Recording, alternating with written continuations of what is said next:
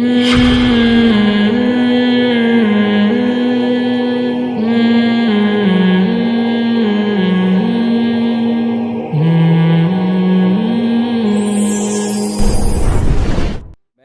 دیکھی ہے، جو لوگ بھی مکہ جاتے ہیں وہ قبرستان جہاں پر بچیوں کو زندہ دفن کیا جاتا ہے، اللہ کی قدرت یہ ہے کہ اس قبرستان پہ کوئی عمارت تعمیر نہیں ہو پا رہی. حکومت سعودیہ نے بہت کوشش کی وہاں سڑک بنانے کی، انہوں نے تو نشانات سارے ختم کر دیے نا ہر چیز کے. لیکن عجیب اللہ کی قدرت ہے، آپ وہاں جائیں لوگ بتائیں گے آپ کو، یہاں کوششوں کے باوجود بھی نہیں ہو پا رہا کچھ بھی. شاید اس لیے کہ اللہ نے وہ جگہ محفوظ رکھی ہے کہ جب بھی کل کوئی ویمن رائٹس کے نام پہ علماء کا مذاق اڑائے، خواتین کے حقوق کے نام پہ اسلام کا مذاق اڑائے کہ یہ اسلام نے عورت کو یہ کر دیا، عورت کو یہ کر دیا، تو اسے یہ قبرستان دکھاؤ کہ اسلام ہے جس نے بچیوں کے حقوق بیان کیے. اس لیے مسلمان بچی کی پیدائش پہ اس کی پیشانی پہ کبھی لکیریں بولو نہیں آتی. اقرار الحسن صاحب نے جو یہ کہا تھا نا کہ شکر ہے میری کوئی بیٹی نہیں ہے، میں اقرار الحسن کے خلاف نہیں ہوں، انہوں نے جلد بازی میں ایک بیان دے دیا. انسان ہے، غلطی ہو جاتی ہے. اس ٹک ٹاکر کی پوری تفتیش نہیں کی، جلد بازی میں ایک بیان دے دیا.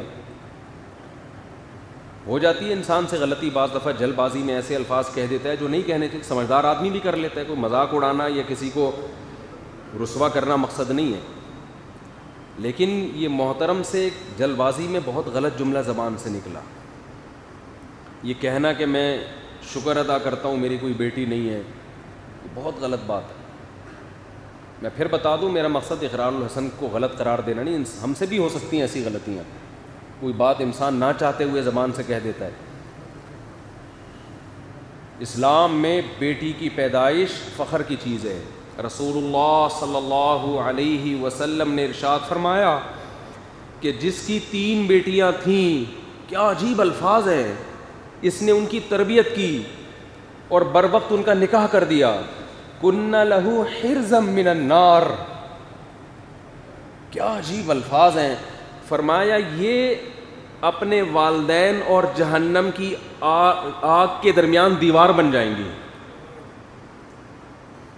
حرزن کیا بن جائیں گی؟ دیوار.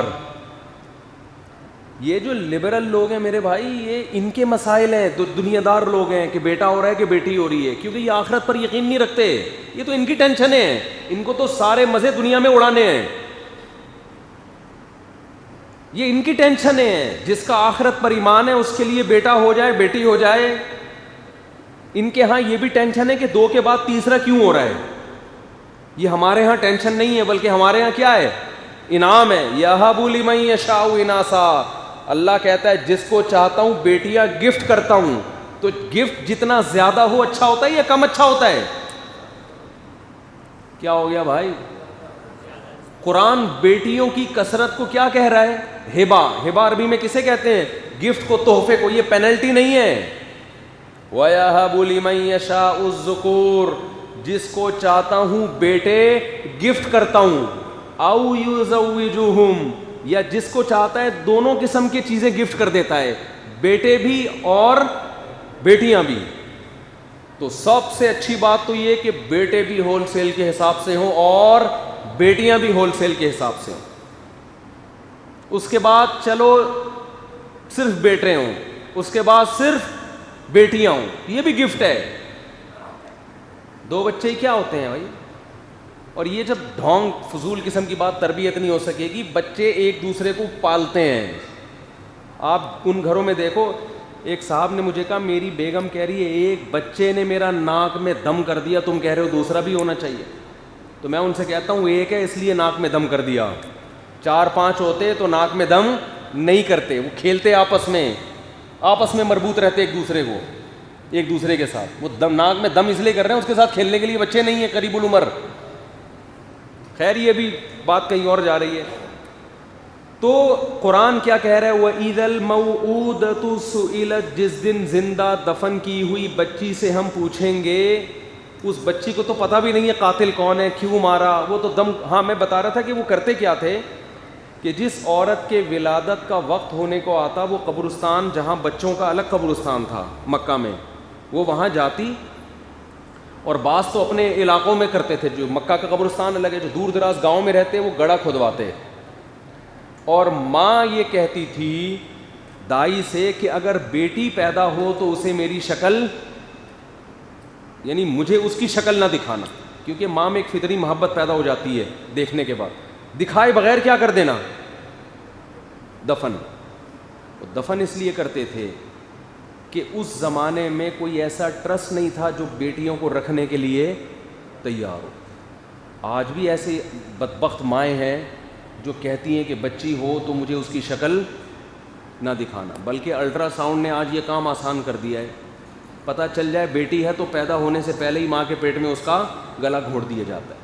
وہ پیٹ جس کو اللہ نے انسانیت کی تخلیق اور حیات کے لیے پیدا کیا تھا, ماں کے پیٹ کا یہ کا تقدس ہے کہ یہ وہ وطن ہے اتنا مقدس جس وطن میں انسان کو زندگی ملتی ہے, وہی وطن اپنی اولاد کا قبرستان بن رہا ہے. آپ جاؤ ملکوں میں جا کے دیکھو, الٹرا ساؤنڈ کر کے پتہ لگاتے ہیں کہ بیٹی ہے یا بیٹا. اگر بیٹی ہو, کروڑوں بیٹیوں کو اس طرح سے ماں کے پیٹ میں مارا جا چکا ہے. یہ مذہب نہ ہونے کا نتیجہ ہے. اور اب یہ ہمارے ملک میں بھی یہ برائی آ گئی ہے. لوگ پوچھ رہے ہوتے ہیں کہ الٹرا ساؤنڈ کی ہے بیٹی, ہمارے تو پہلے ہی 4 بیٹیاں ہیں. مفتی صاحب آپ کو پتہ ہے بیٹیوں کے کتنے مسائل ہوتے ہیں, اب پتہ چل گیا بیٹی کیا کریں, کچھ کھا لیں. میں نے کہا ان کو بھی مار دو جو پیدا کر چکے ہو, پہلے ان کو بھی قتل کر دو. اور سب سے پہلے تو ماں کو چاہیے اپنے آپ کو چھرا مارے, وہ بھی تو بیٹی تھی نا, وہ کیوں پیدا ہوئی ہے بھائی؟ اگر لڑکی کا پیدا ہونا غلط ہے تو اس کی ماں بھی غلط پیدا ہوئی ہے. پہلے اس کو چاہیے اپنے آپ کو چھرا مار کے ہلاک کرے, وہ پھر اپنی بیٹیوں کو مارے. جب آپ کی ڈکشنری سے اللہ نکل گیا نا تو آپ سے بڑا درندہ کوئی نہیں ہے. یاد رکھو, آپ سے بڑا درندہ کوئی نہیں. اور ان کمبختوں کو بیٹے ملتے ہیں وہ بھی نافرمان. ان کے بیٹے کون سا خوش کرتے ہیں ان کو. دیکھو ایک بات بتاؤں, بار بار میں ایک بات کہتا ہوں کہ فطرت کی مخالفت مت کرو. شریعت کی مخالفت کرو گے نا توبہ کر کے صحیح ہو جائے گا. نیچر کے خلاف چلو گے, توبہ کر کے گناہ تو معاف ہو جائے گا, لیکن نیچر نے جو انتقام لینا ہوگا وہ لے کے رہے گی.